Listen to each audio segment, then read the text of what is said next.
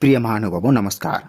श्री हंस जी महाराज ने मानव कल्याण संदेश का प्रचार अथक प्रयास करते हुए विश्व को विनाश से बचाने का आह्वान किया था।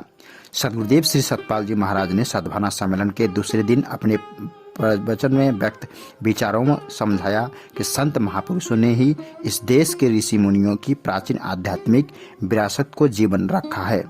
इसी का प्रचार प्रसार श्री हंस जी महाराज जी ने अपने समय में किया, जब आने जाने ठहरने आदि के साधन बहुत ही कम थे।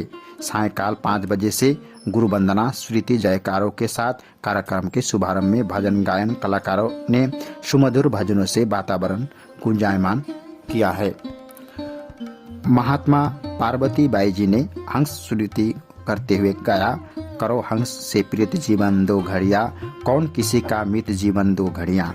कहा कि महाकुंभ प्रयाग में लगने वाला है, पर सबसे श्रेष्ठ तीर्थ जिसमें आप बैठे हुए हैं, दोनों और संत जन विराजमान है। भ्रुकुटी के मध्य में त्रिवेणी का संगम होता है, यह हमको सदगुरुदेव भगवान ने बताया है। प्रिय महानुभाव, परम पूज्य विभू जी महाराज जी के मार्मिक वचनों ने समूचे इकोसिस्टम को मानो एकाग्र कर दिया। हंस जयंती के महोत्सव की बधाई देते हुए उन्होंने कहा कि आज पूरे संसार में चारों ओर जो भक्तों की भावना से प्रचार हो रहा है, यह वास्तव में श्री हंस जी महाराज जी की अथक साधना का फल है। गुरु और शिष्य के बीच सबसे मजबूत संबंध आत्मिक ज्ञान संपन्न है। कर्म से पहले सोचना, जहाँ मन में दृढ़ सोच नहीं वहीं पर संदेह होता है, फिर व्यक्ति कैसे हो। जिस रास्ते पर चलने से सबका कल्याण है, उस पर हम कैसे चलेंगे। हम किसी न किसी रूप में संसार में बंधे हुए हैं। मन से संघर्ष कर परिस्थिति को बदल सकते हैं।